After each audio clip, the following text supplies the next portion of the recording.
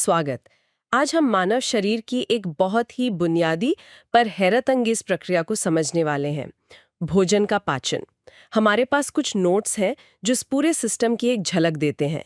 हमारा मकसद ये है कि हम समझें कि हमारा शरीर कैसे खाने को तोड़ता है, पोषक तत्व लेता है और कैसे हमें ऊर्जा मिलती है। ये सिर्फ कोई मशीन नहीं है, इसमें कमाल का तालमेल है। तो चलिए शुरू करते हैं ये अंदरूनी सफर। बिल्कुल। और ये सोचना है कितना दिलचस्प है कि कैसे एक निवाला मुंह से अंदर जाता है और फिर शरीर से निकलने तक उसकी पूरी एक यात्रा होती है। हर मोड़ पर कुछ नया, कुछ खास होता है। ये सिर्फ पेट भरने जैसा नहीं है, ये हमारी जिंदगी, हमारी सेहत का आधार है। हाँ, तो इन नोट्स के हिसाब से ये पूरी यात्रा एक लंबी घुमावदार ट्यूब में होती है। आहार नली कहते हैं इसे। मुंह से शुरू होकर एकदम आखिर तक, और कुछ ग्रंथियां भी हैं जो मदद करती हैं। हाँ, आहार नली या कह लें एलिमेंट्री कनाल। और ये कोई सीधी साधी पाइप नहीं है। इसकी दीवारों में मांसपेशियां हैं जो खाने को आगे धकेलती हैं, बिल्कुल एक लहर की तरह। और अंदर ऐसी कोशिकाएं हैं जो पचाने वाले रस बनाती हैं और पोषक तत्व सोखती हैं। मतलब एक पूरी असेंबली लाइन समझ लीजिए। खाना आगे बढ़ता है और प्रोसेस होता जाता है। अच्छा, तो इस लाइन का पहला स्टेशन हुआ मुंह, हमारी मुख गुहा। खाना यहीं से अंदर आता है। यहाँ दांत है, जीभ है। नोट्स में दांतों के लिए एक शब्द है, थीकोडोंट। इसका क्या मतलब हुआ? थीकोडोंट, हाँ, ये बताता है कि दांत जबड़े की हड्डी में कैसे फिट हैं। मतलब ये सिर्फ मसूड़ों पर रफे नहीं है, बल्कि हड्डी में बने सॉकेट में मजबूती से जमे हुए हैं, जैसे हमारे दांत होते हैं। ये पकड़ चबाने के लिए बहुत जरूरी है। और दांत की जो सबसे बाहरी, सबसे मजबूत परत है ना, वो इनेमल है, वही उसे बचाता है। और जो हिस्सा मसूड़े के अंदर हड्डी में है, उसे सीमेंटम नाम की एक परत ढकती है। अच्छा, तो ये सारी बनावट मजबूती के लिए है, समझ गए। और जीभ, वो तो सिर्फ स्वाद के लिए नहीं होगी। नोट्स में इसके जुड़ाव और पेपिली का भी जिक्र है। हाँ, जीभ स्वाद तो चखाती ही है, पर ये एक बहुत जरूरी मांसपेशी भी है। सोचिए, ये खाने को दांतों के बीच लाती है, उसे लार से मिलाती है, फिर निगलने में मदद करती है। ये नीचे की तरफ एक पतली सी झिल्ली, फ्रेन्युलम, उससे जुड़ी होती है। और उसकी सतह पर जो छोटे छोटे दाने जैसे उभार हैं, वो पेपिली हैं। उनमें से कई पर टेस्ट बड्स होते हैं। और हाँ, यही मुंह में बनती है लार ग्रंथियों से, जिसमें होता है एमाइलेज एंजाइम। ये क्या करता है? ये कार्बोहाइड्रेट, मतलब स्टार्च वाली चीजों को यहीं से पचाना शुरू कर देता है। अरे वाह, मतलब पाचन तो मुंह में पहला निवाला रखते ही शुरू। कमाल है। फिर खाना मुंह से जाता है ग्रसनी में, फेरिंक्स। नोट्स कहते हैं ये भोजन और हवा दोनों का कॉमन रास्ता है। हाँ, बिल्कुल। ग्रासनी एक चौराहे जैसी है। यहीं पर सांस की नली, ट्रैकिया, और खाने की नली, इसोफेगस, दोनों खुलती हैं। तो एक खतरा रहता है कि खाना कहीं सांस की नली में ना चला जाए। हाँ, ये तो गड़बड़ हो सकती है। इसके लिए एक बहुत बढ़िया इंतजाम है। एक कार्टिलेज का ढक्कन जैसा होता है एपिग्लॉटिस। जैसे ही हम कुछ निगलते हैं, ये फौरन सांस की नली के मुंह को ढक लेता है, एक गार्ड की तरह। अच्छा, ये तो बहुत ही जरूरी सेफ्टी फीचर हुआ। तो एपिग्लॉटिस ने रास्ता क्लियर किया और खाना पहुंच गया ग्रास नली में। खाने की नली इसोफेगस में। बिल्कुल, ग्रास नली ये एक पतली लंबी मांसपेशियों वाली ट्यूब है जो गले से पेट तक जाती है। और ये सिर्फ रास्ता नहीं है, इसकी दीवारें लगातार सिकुड़ती फैलती हैं, एक लहर की तरह। इसी मूवमेंट को कहते हैं पेरिस्टालसिस। ये इतनी पावरफुल होती है कि आप उल्टे लटक कर भी खाएं ना, अच्छा, तो भी खाना पेट तक पहुंच जाएगा। पेरिस्टालिसिस, मतलब ग्रेविटी की भी जरूरत नहीं। वाह। अब आते हैं पेट पर। नोट्स में लिखा है ये जे शेप्ड का होता है, आहार नली का सबसे चौड़ा हिस्सा। और इसके हिस्से भी हैं, कार्डियक, फंडिक, बॉडी, पाइलोरिक। हाँ, जे शेप। ये सिर्फ दिखने में नहीं है, इसका काम है ये खाने को ठीक से मिलाने में मदद करता है और कुछ देर रोक कर भी रखता है, जैसे एक मिक्सर ग्राइंडर और स्टोरेज टैंक एक साथ। पेट खाने को कई घंटे तक रख सकता है, उसे मथता है और उसमें मिलाता है गैस्ट्रिक जूस। Gastric juice? हाँ, ये जूस बहुत एसिडिक होता है, मुख्य रूप से हाइड्रोक्लोरिक एसिड HCl की वजह से। ये एसिड खाने के साथ आए बैक्टीरिया को मारता है और प्रोटीन का पाचन शुरू करता है। कितना एसिडिक होता है ये? पेट के अलग अलग हिस्सों में पीएच थोड़ा अलग होता है, पर औसतन 2 से 4 के बीच, काफी तेज। बाप रे, 2 से 4? हाँ, और जो कार्डियक हिस्सा है वो वही है जहां ग्रास नली पेट से मिलती है। इतना तेज एसिड, तो पेट खुद कैसे बचता है इससे? खैर, पेट के बाद खाना कहाँ जाता है? छोटी आंत में, है ना? इसके 3 हिस्से बताए हैं, ड्यूओडेनम, जेजुनम, इलियम। और नोट्स कहते हैं सबसे ज्यादा अवशोषण ड्यूओडेनम में होता है। हाँ, पेट की दीवार पर ना म्यूकस की एक मोटी परत होती है, वही उसे बचाती है। पेट के बाद खाना जाता है छोटी आंत के पहले हिस्से डिओडेनम में। ये सी शेप का होता है। यहीं पर लिवर और पैंक्रियास से आए पाचक रस खाने में मिलते हैं। और हाँ, यहाँ माहौल पेट जैसा एसिडिक नहीं होता, बल्कि एक क्षारीय एल्कलाइन होता है। पीएच करीब 7.5 से 8.5, ताकि पेट से आया एसिड शांत हो सके। यहीं पर कोलिसिस्टोकाइनिन जैसे हार्मोन भी बनते हैं, जो पाचन को कंट्रोल करते हैं। ड्यूडेनम में काफी पाचन होता है और कुछ अवशोषण भी। लेकिन पोषक तत्वों का जो सबसे ज्यादा अवशोषण है ना, हाँ, वो आगे के हिस्सों जेजुनम और इलियम में होता है। पूरी छोटी आंत ही पाचन और अवशोषण का मेन सेंटर है। अच्छा। तो ड्यूओडेनम हुआ मिक्सिंग चेंबर जहां सारे जूस मिलते हैं, और असली सोखने का काम आगे। जेजुनम और इलियम में क्या फर्क है? जेजुनम बीच वाला हिस्सा है। इसकी दीवारें थोड़ी मोटी होती हैं और इसमें खून की सप्लाई मतलब वैस्कुलैरिटी ज्यादा होती है। ये जरूरी है ताकि सोखे हुए पोषक तत्व जल्दी से खून में जा सकें। इलियम आखिरी हिस्सा है और सबसे लंबा भी। ये जेजुनम से पतला होता है और यहीं पर कुछ खास चीजें जैसे विटामिन B12 और पित्त लवण यानी बाइल सॉल्ट्स सोखे जाते हैं। पूरी छोटी आंत की बनावट ही ऐसी है, लंबी, घुमावदार, अंदर से कई तहों वाली, ताकि सोखने के लिए ज्यादा से ज्यादा जगह और टाइम मिले। मतलब बनावट और काम का सीधा कनेक्शन है। छोटी आंत के बाद आती है बड़ी आंत। इसका क्या रोल है? बड़ी आंत, इसके भी 3 मेन हिस्से हैं, सीकम, कोलॉन और रेक्टम। सीकम एक छोटी थैली जैसा है जहां छोटी आंत बड़ी आंत से मिलती है। इसी से वो अपेंडिक्स जुड़ा होता है। अच्छा, अपेंडिक्स यहाँ होता है। हाँ, बड़ी आंत का मुख्य काम है जो खाना पच नहीं पाया उसमें से बचा हुआ पानी और जरूरी नमक यानी इलेक्ट्रोलाइट्स उनको सोख लेना। और ये मल यानी स्टूल को बनाने और जमा करने का काम भी करती है। यहाँ कोई खास पाचन नहीं होता। हाँ, कुछ बेकार की चीजें जैसे कैल्शियम फॉस्फेट वगैरह को बाहर निकालने में मदद करती है। इसका पीएच थोड़ा एसिडिक से न्यूट्रल की तरफ रहता है, 4.0 से 7.0 के बीच। और एक बात और, ये जो पूरी आहार नली है ना, ग्रास नली से बड़ी आंत तक, हाँ, इसकी दीवार में आम तौर पर 4 परतें होती हैं।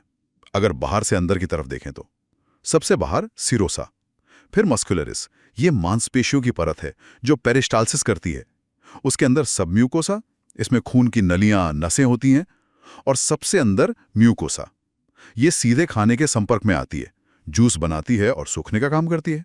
ये 4 परतें, ठीक है, ये पूरी तस्वीर समझने में मदद करता है।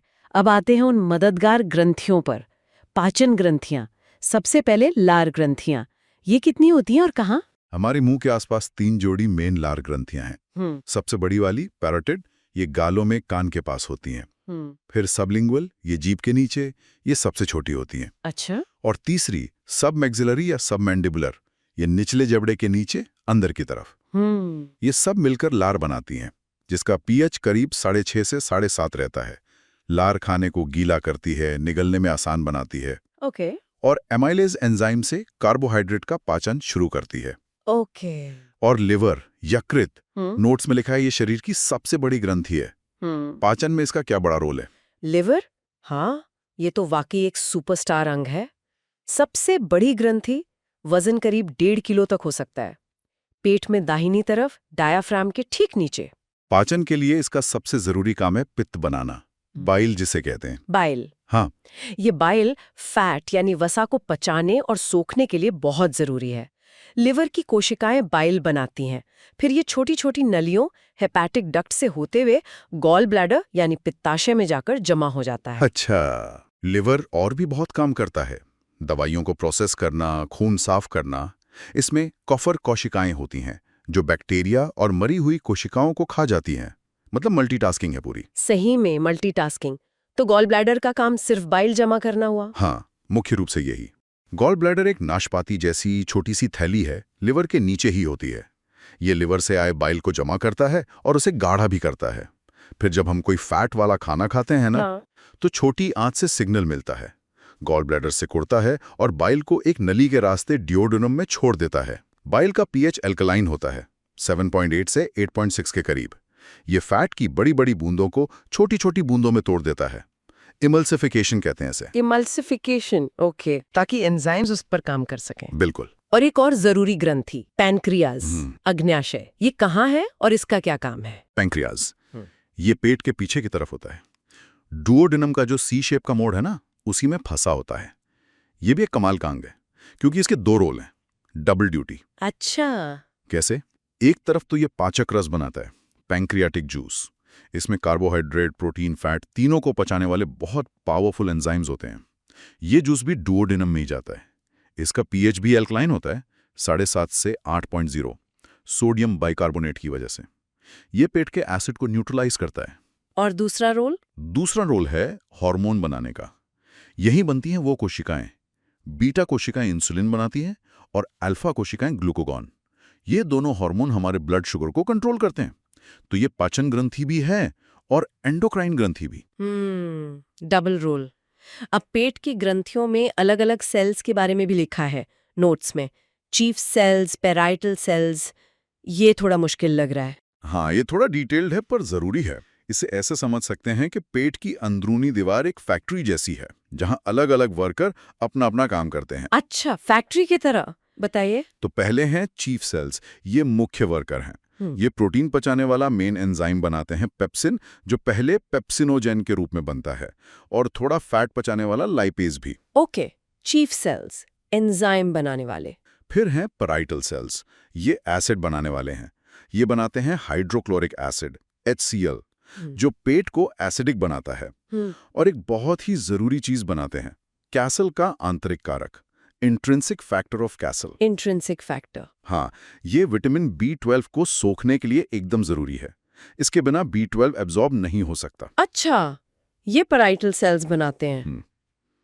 और फिर है म्यूकस नेक सेल्स। ये दीवार की सुरक्षा करने वाले हैं। ये म्यूकस बनाते हैं, वो चिपचिपा पदार्थ जो पेट की दीवार को एसिड और एंजाइम से बचाता है। प्रोटेक्शन के लिए, ठीक है। टोनिन, ECL सेल्स, हिस्टामाइन, ये हार्मोन पूरी पाचन प्रक्रिया को कंट्रोल करते हैं। कब एसिड बने, कब पेट की मांसपेशियां चलें, वगैरह। वाह, मतलब वर्कर, एसिड मेकर, प्रोटेक्टर और मैनेजर, ऐसे समझना आसान है। अब जब ये सिस्टम गड़बड़ हो जाए, ठीक से काम न करे, तब क्या होता है? नोट्स में कुछ बीमारियां भी बताई हैं, जैसे डायरिया। हाँ, डायरिया मतलब दस्त लगना, बार बार पतला पानी जैसा मल आना। ये किसी इन्फेक्शन से हो सकता, खाने की एलर्जी से, या आंत की कोई और दिक्कत। इसमें दिक्कत यह है कि शरीर से पानी और नमक बहुत तेजी से निकल जाता है। डिहाइड्रेशन हो सकता है। हेपेटाइटिस और पेप्टिक अल्सर के बारे में क्या है? हेपेटाइटिस, इसका सीधा मतलब है लिवर में सूजन। हेपा मतलब लिवर, आइटिस मतलब सूजन। ये किसी वायरस से हो सकता है, हेपेटाइटिस A, B, C वगैरह, या ज़्यादा शराब पीने से, कुछ दवाओं से। इसमें लिवर सेल्स डैमेज होते हैं। और पेप्टिक अल्सर, ये पाचन तंत्र के अंदरूनी परत में, चाहे वो ग्रासनली हो, पेट हो या डुओडेनम, उसमें घाव या छाला बन जाना है। ये अक्सर एक बैक्टीरिया, H. पाइलोरी, या फिर दर्द की दवाएं, NSAIDs ज़्यादा लेने से होता है। पेट का एसिड उस घाव को और खराब करता है। और एपेंडिसाइटिस और पर्निशियस एनीमिया, ये क्या है? एपेंडिसाइटिस मतलब अपेंडिक्स में सूजन और इन्फेक्शन। वो छोटी उंगली जैसी थैली जो बड़ी आंत से जुड़ी होती है। इसमें सूजन आने पर बहुत तेज दर्द होता है पेट में, और अक्सर ऑपरेशन करके निकालना पड़ता है। पर्निशियस एनीमिया, ये एक खास तरह का एनीमिया है, खून की कमी। ये विटामिन B12 की कमी से होता है, लेकिन इसलिए नहीं कि खाने में B12 कम है, बल्कि इसलिए कि पेट में वो आंतरिक कारक, इंट्रिंसिक फैक्टर नहीं बन रहा। अच्छा, वही इंट्रिंसिक फैक्टर जो पेराइटल सेल्स बनाते हैं? हाँ, वही। उसके बिना शरीर B12 को सोख ही नहीं पाता। आप कितना भी B12 खा लें। तो ये कितना जरूरी है? पीलिया का भी जिक्र है। हाँ, पीलिया। इसमें स्किन और आंखों का सफेद हिस्सा पीला पड़ जाता है। ऐसा खून में बिलिरुबिन नाम का पदार्थ बढ़ने से होता है। बिलिरुबिन बाइल का एक हिस्सा है। ये लिवर की बीमारी का संकेत हो सकता है, या बाइल डक्ट में रुकावट का, या फिर रेड ब्लड सेल ज्यादा टूट रहे हों। नोट्स में इक्टेरिक इंडेक्स का जिक्र है। वो खून में बिलिरुबिन का लेवल नापने का टेस्ट है। ओके, और 2 शब्द और हैं, एनोरेक्सिया और डिस्फेगिया। एनोरेक्सिया मतलब भूख ना लगना, खाने की इच्छा खत्म हो जाना। ये कई बीमारियों का लक्षण हो सकता है, शारीरिक भी और मानसिक भी। और डिस्फेगिया मतलब निगलने में दिक्कत होना, खाना गले में अटकना या दर्द होना। ये गले या ग्रास नली में किसी रुकावट या मांसपेशियों या नसों की प्रॉब्लम से हो सकता है। समझ गई। शुक्रिया। अंत में कुछ और पॉइंट्स हैं जो दिलचस्प लगे, जैसे हम इंसान सेलुलोज क्यों नहीं पचा पाते जबकि गाय पचा लेती है। हाँ, ये बड़ा इंटरेस्टिंग है। इसका राज है गाय के पाचन तंत्र में रहने वाले खास बैक्टीरिया और दूसरे माइक्रोब्स में, खासकर उसके पेट के एक हिस्से रूमेन में। इन माइक्रोब्स के पास सेल्यूलेज नाम का एंजाइम होता है। ये एंजाइम सेल्यूलोज को तोड़ सकता है, जो पौधों की सेल्स की दीवार बनाता है। हमारे अंदर ऐसे माइक्रोब्स या एंजाइम नहीं होते, तो सेल्यूलोज हमारे लिए फाइबर का काम करता है। पचता नहीं, पर आंतों के लिए अच्छा है। अच्छा, और पेट की एसिडिटी का कारण HCl है, ये तो साफ है। एक कंडीशन है एक्लोरहाइड्रिया, जहां पेट HCl नहीं बनाता। हाँ, एक्लोहाइड्रिया। इसमें पेट में हाइड्रोक्लोरिक एसिड बनना या तो बहुत कम हो जाता है या बिल्कुल बंद। इससे कई दिक्कतें होती हैं। प्रोटीन ठीक से नहीं पचता, आयरन और विटामिन B12 जैसे पोषक तत्व ठीक से सोखे नहीं जाते, और पेट में इन्फेक्शन का खतरा भी बढ़ जाता है। और बस दोहराने के लिए, खाने का मैक्सिमम अब्जॉर्प्शन छोटी आंत में होता है और पेट का ऊपरी हिस्सा कार्डियक वाला वो ग्रास नली से जुड़ा होता है। बिल्कुल, ये कुछ मुख्य बातें हैं जो इस पूरे सिस्टम को समझने में मदद करती हैं। तो ये थी हमारी पाचन तंत्र की एक तरह से यात्रा, मुंह से शुरू करके हर अंग, ग्रंथि, एंजाइम, हार्मोन की तालमेल को देखा, और ये भी जाना कि जब गड़बड़ी हो तो क्या हो सकता है। वाकई ये एक अविश्वसनीय रूप से जटिल और बहुत ही कुशल प्रणाली है। निश्चित रूप से हर छोटा सा कदम कितना जरूरी है। लार का मिलना, पेट का एसिड, एंजाइम का बिल्कुल सही काम करना, आंतों का चुन चुन कर पोषक तत्व सोखना और मांसपेशियों का सही समय पर खाने को आगे बढ़ाना, सब कुछ ऐसे डिजाइन किया गया है कि खाने से ज्यादा फायदा उठाया जा सके, शरीर को ऊर्जा मिल सके। हाँ, इन नोट से हमें कम से कम एक बुनियादी समझ तो मिली है कि कैसे खाना हमारे शरीर का हिस्सा बनता है, हमें चलाता है। और अंत में एक विचार छोड़ते हैं। हमने गाय के पेट के बैक्टीरिया की बात की जो सेलुलोज पचाते हैं। यह हमें याद दिलाता है कि हमारी अपनी आंतों में भी खरबों बैक्टीरिया और दूसरे सूक्ष्म जीव रहते हैं, हमारा अपना माइक्रोबायोम। हाँ, माइक्रोबायोम आजकल काफी चर्चा में है। बिल्कुल, और ये सिर्फ वहां चुपचाप बैठे नहीं रहते, ये पाचन में मदद करते हैं, कुछ जरूरी विटामिन्स बनाते हैं, हमारी इम्यूनिटी को सिखाते हैं, शायद हमारे मूड पर भी असर डालते हैं। हमारे स्वास्थ्य पर इस अंदरूनी अनदेखी दुनिया का कितना गहरा असर है, ये विज्ञान का एक बहुत ही रोमांचक फील्ड है। इस पर भी एक अलग गहरी चर्चा हो सकती है कभी।